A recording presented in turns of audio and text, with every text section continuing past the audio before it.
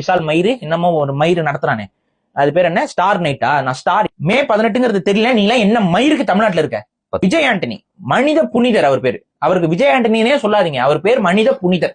இந்த மே 18 எவ்வளவு ஒரு துயரத்தை அனுபவிச்ச நாள் அது. அதை மறக்க கூடாது. காலத்திற்கும் தமிழர்கள் அந்த வடுவை இழந்து விடக்கூடாது. நமக்கு ஏற்பட்ட வழியை நம்மளோட அடுத்த தலைமுறைக்கு கடத்தணும். அப்பதான் நமக்கு ஏற்பட்ட இன்னல்கள் வரலாறுல திரும்ப யாருக்கும் ஏற்படாது அப்படிங்கிற ஒரு உளவியல்ல அந்த நாளை நம்ம அனுசரிக்கிறோம், துக்க நாளாக அனுசரிக்கிறோம். அந்த நாள்ல நான் அது என்ன மயிறு அந்த விஷால் மயிறு என்னமோ ஒரு மயிறு நடத்துறானே, அது பேர் என்ன, ஸ்டார் நைட்டா? நான் ஸ்டார் என்னடா நீ மயிறு ஸ்டாரு, நீ போய் நைட்டு நடத்துற?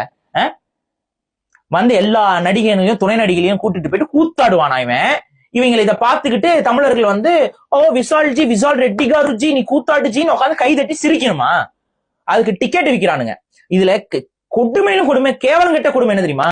அது நடக்கிற காலேஜ் சிவந்தி ஆதித்தனார் கல்லூரியில அந்த ஏற்பாடு பண்ணிருக்கிறாங்க. என்ன மாதிரியான ஒரு அயோக்கியத்தனமான போக்கு இது? சிவந்தி ஆதித்தனார் அவரோட தமிழ் தேசிய சிந்தனை கொண்டவர், தமிழ் தேசியத்திற்காக அவருடைய செயல்பாடுகள் அளப்பரியது.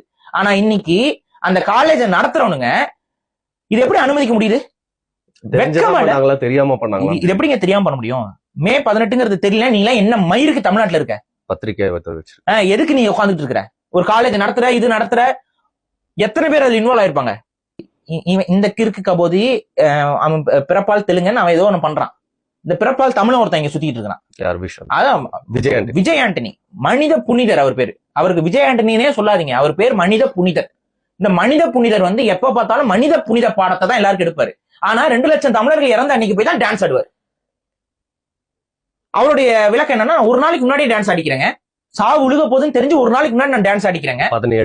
17 மே 17 தான் அவருக்கு நொட்டணும்.